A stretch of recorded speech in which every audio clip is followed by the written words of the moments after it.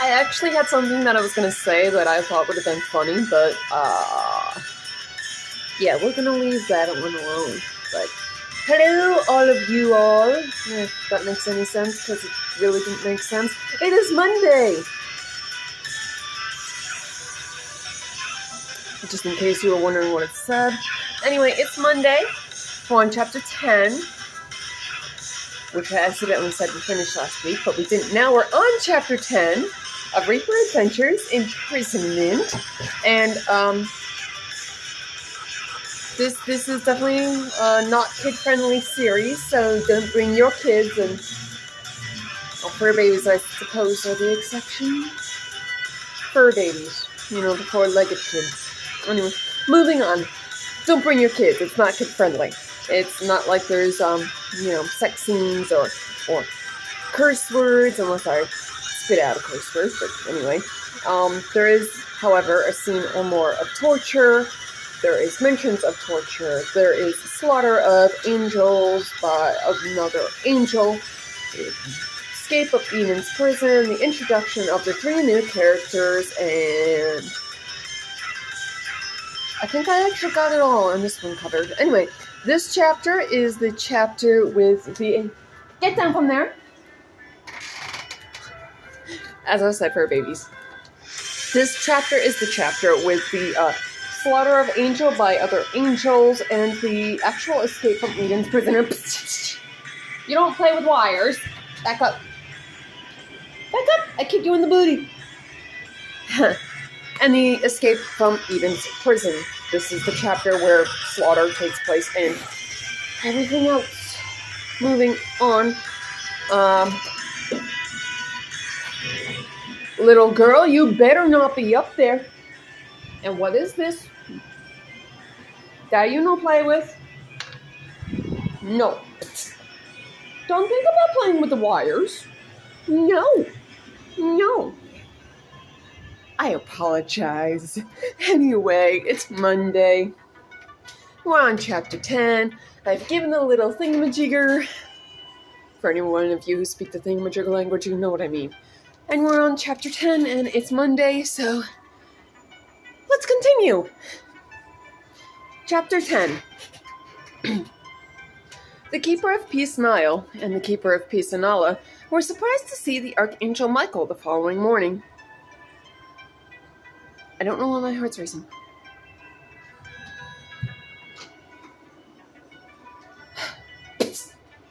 No! Sorry. Princess Ariel of the Angelic Order was usually the first one to arrive after the report of her captive's wounds fully recovering. The Archangel Michael glanced at the Nephilim. Psst. What are you doing, little girl? Where are your toys? Where's your top? What you do?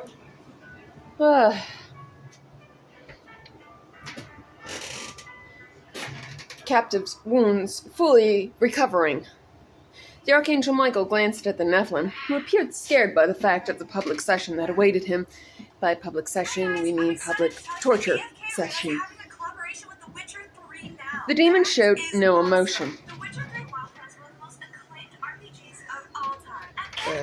But she adds, Archangel Michael, I am confused.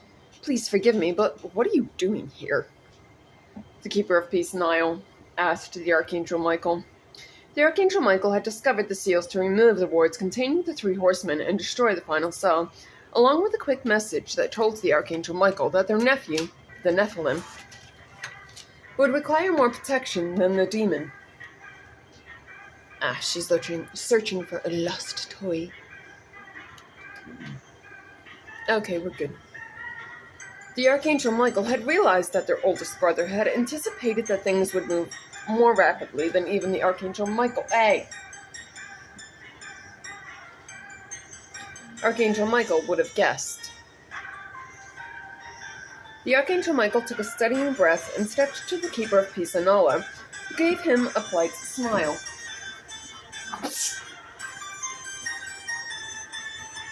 Please forgive me. One that was quickly replaced by an expression of dumbfounded surprise as the Archangel Michael buried her own dagger into her heart. The Archangel Michael heard the Keeper of Peace Niall's daggers being drawn, quickly destroyed the Keeper of Peace Nala, and disarmed the Keeper of Peace Niall. You got your whiskey in your cup? It's not whiskey, it's a milkshake, and they bring all the boys to the yard. I gotcha! They bring the boys to this yard, they go have a rude awakening. I know, right? Disarmed the Keeper of Peace Niall, sinking his own daggers into the Keeper of Niall's, wow. Keeper of Peace Niall's neck. I apologize for this. Truly, I do. The Archangel Michael whispered as the holy light vanished from the Keeper of Peace Niall's turquoise eyes. With the destruction of both Keepers of Peace, the seals that had contained the demon and the Nephilim were broken. I actually really got good with that one.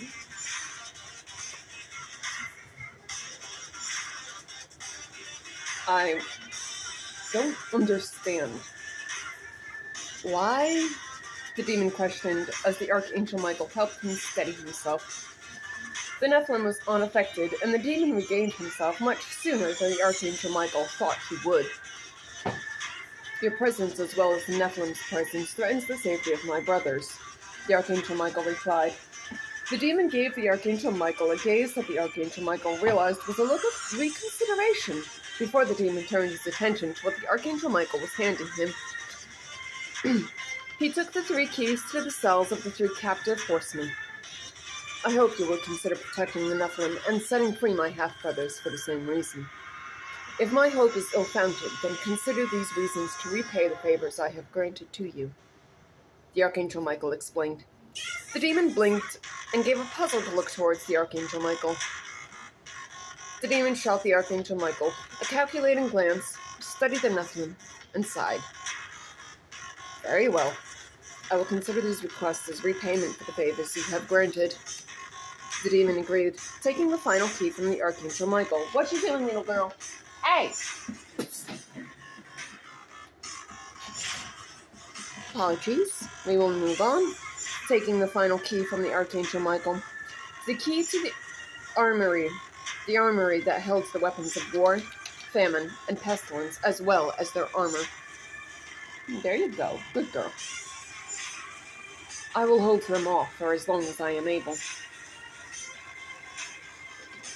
The Archangel Michael said as he drew his sword. The demon studied the Archangel Michael, muttered something under his breath, grabbed the Nephilim's wrist,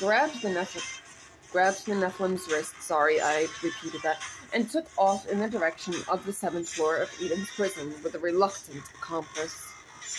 What are you doing, little girl?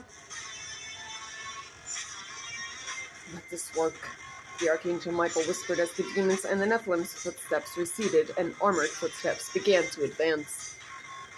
Shouldn't we help him? Payne asked the demon as they reached a very intimidating-looking door. He'll be fine, the demon told Payne as he opened the door and brought Payne inside the final floor of Eden's prison. Prince Lucius of the Angelic Order was reaching for the door when it closed behind highly unexpected intruders. For a moment, surprised silence reigned as the demon, the Nephilim, and Prince Lucius of the Angelic Order stared at each other with wide eyes. The demon recovered first, grabbing Prince Lucius of the Angelic Order and placing a hand over his mouth, feeling the venom gland near his elongated pointer nail awaken as he placed the point on the quivering vein of Prince Lucius of the Angelic Order's neck.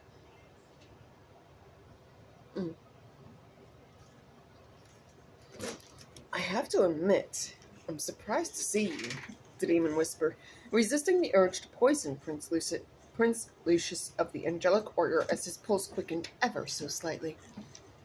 The feeling is mutual, Prince Lucius of the Angelic Order stated, recovering from his surprise and expertly concealing his fear as the demon removed his hand from his mouth. The demon wasn't fooled, though, and chuckled as he handed Payne the keys to the cells of the 3 horsemen. What are you doing? Where are you? Hey! No!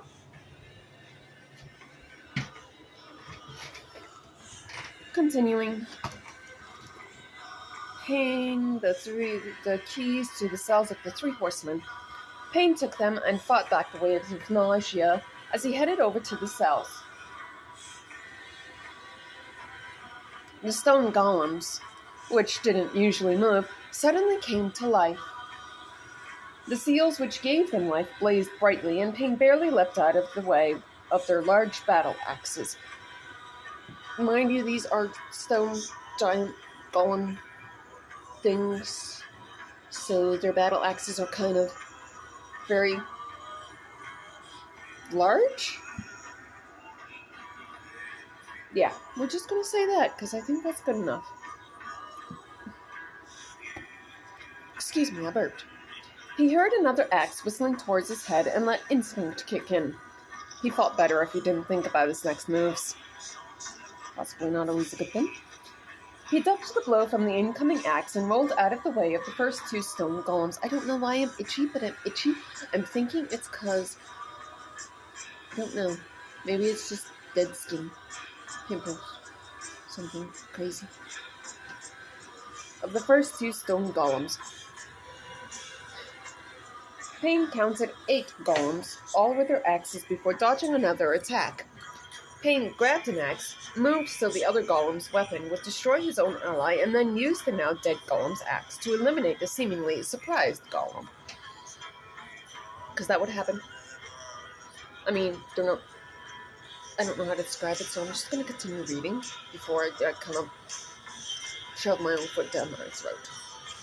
Payne blocked 2 axes, breathed as he tapped into his spiritual energy, and pushed the 2 golems that would have overwhelmed him back into the 2 advancing golems. There's a lot of the word golems in here, and everyone who thinks of golem automatically thinks of the precious. But it's not the case with this one. Not these ones. Not these ones. They collided with each other, and Payne dispatched them before they could recover. Payne saw the axes of the final 2 golems about to land obviously fatal blows. They struck a shield of Payne's spiritual energy as Payne managed to put a shield around him just in time. Payne's shield absorbed the blow without cracking, and Payne used the shock of these blows to send the golems flying backwards. Payne grabbed another axe from another fallen golem and ran another 2 recovering golems. Golems. I don't know how to pronounce. It's not that my precious one. Milkshake break. Continuing. Payne disarmed the one and blocked the attack of the other. He used the near arm-numbing blow of the one golem and forced their axe up and over, destroying the disarmed one as the one golem went with its axe. Yeah. This gave the formerly disarmed golem a weapon. It didn't get the chance to get up, though, before the axe of one of its fallen comrades buried itself in its head, destroying it. Payne tried to... Hey, what you doing? Oh, she lost a toy under there again. Okay. Payne tried to remove the axe from the destroyed golem's head and let go of it when he realized it was stuck. He looked at the empty cell before him and walked over to it, one of the dead golem's axes still in his hand. Yeah, by the way, he was using 2 axes. That's something I need to mention when I touch these up anyway. He lifted it above his head and swung it down on the wards that made up the cell. It didn't seem to do anything at first, and by now Payne was allowing himself to think again. Payne sighed and studied the cell with narrowed eyes. He then noticed a small crack spreading through the boards and raised the axe again, suddenly feeling its weight, because it's a large battle axe. And what are you doing? Payne took a breath, and before the axe became too heavy, he brought it down on the cell again. There we go. This time, the cracks grew, and then their cell shattered, the wards destroyed and unable to reform themselves. Crazy girl, what you do? Ah, she's playing with her supposedly lost toy. Hi. What you doing? Continuing. Payne dropped the axe and wondered if being weak after a fight was normal. He looked at the axe and decided that being weak after fighting with axes as large as these was completely normal.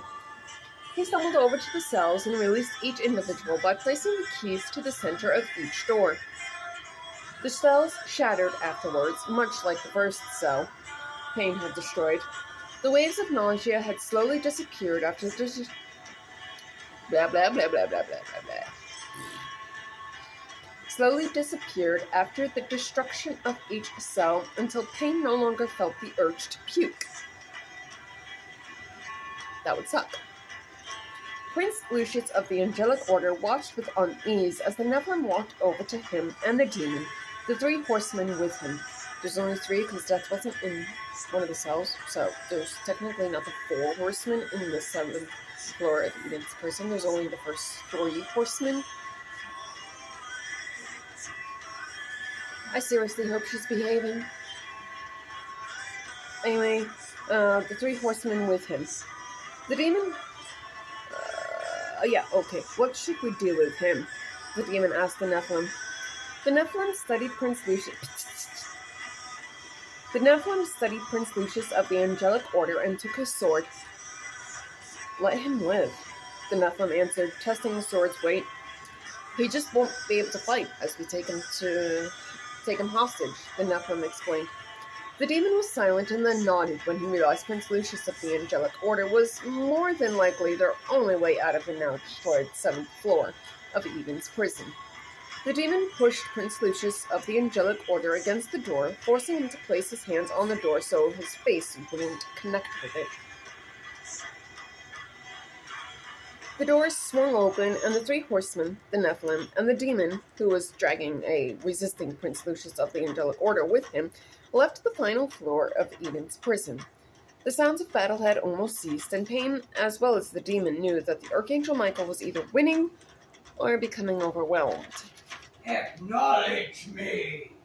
Boo! Roman Reigns is a jerk! But how in God mode?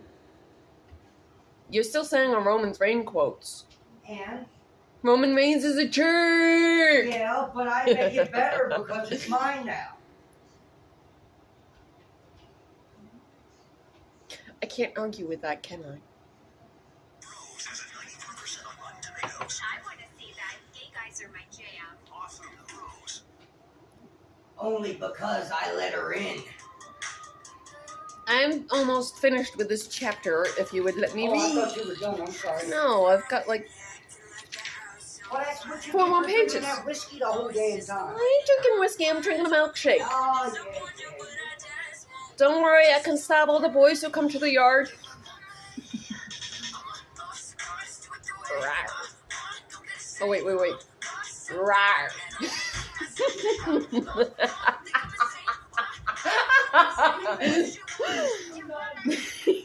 Yay! Moving on.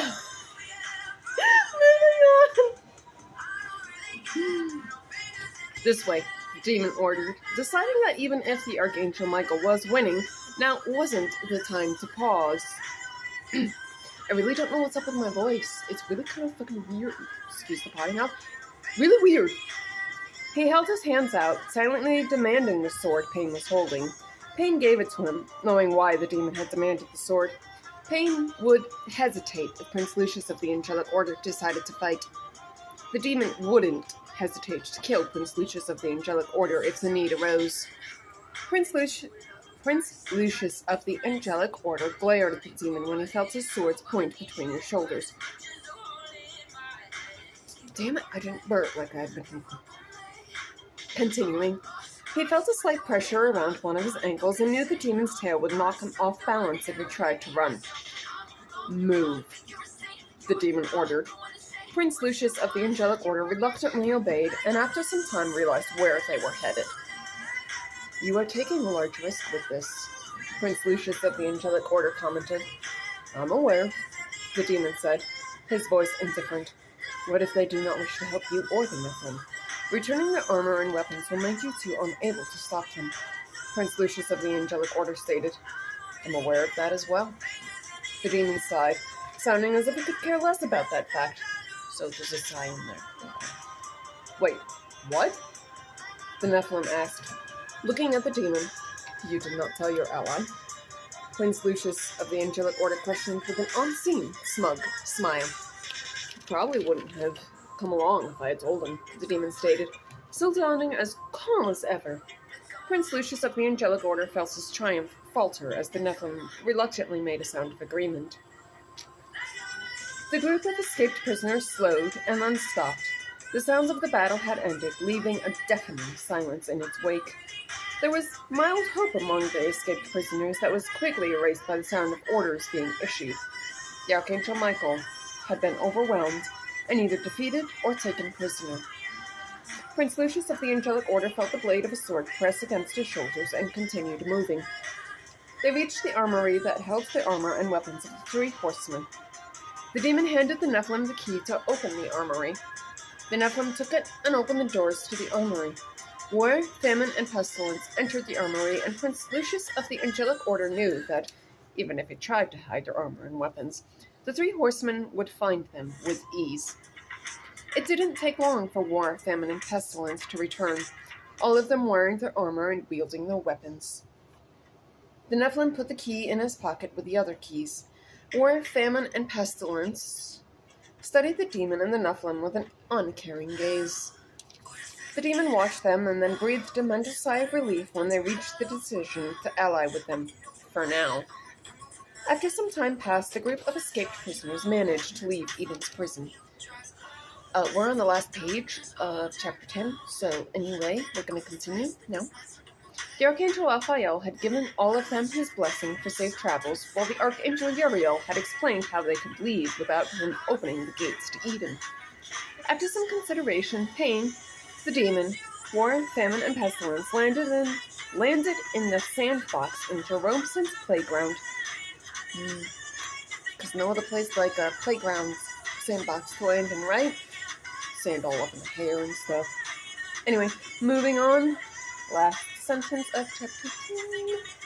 They had managed to escape not only Eden's prison, but Eden itself with no angelic blood on their hands. Woo! End of chapter 10! Oh my gosh. That means chapter 11, which is next week, is the last chapter of book 2. Oh, crud. But yeah, chapter 11 is next week. We finished chapter 10, and woohoo! After chapter 11, we move on to book number 3. Damn. Anyway, moving on. I have some accounts, if any of you are all interested. I have a Wattpad account, which is just stories. It's a site for writing and reading stories. It's actually more an app, I should say, because it is an app where you can do that. It's pretty awesome. Anyway, my Wattpad account is at Tempesta771.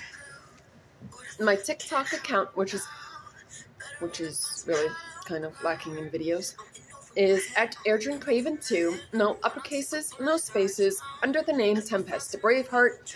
I have an Instagram account, which is Tempesta Braveheart. No uppercases, no spaces, under the name Airdrin Craven. I think that's if you can't find the Tempesta Braveheart, but really don't quote me on that. I have a Facebook account, which is Airdrin Craven. If I don't know you, I will do my best to accept your friend request. However, other than that, if you turn out to be creepy, I am going to block you. Because if you're creepy, I don't got no time for that. Total grammar on that one. Anyway, moving on. I also have a Snapchat, which is also under my Facebook name, which is Airdrin Craven, except Snapchat does not have uppercases or spaces.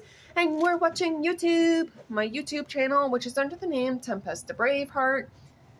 Because, yeah, that's all I really need to say to that is yeah.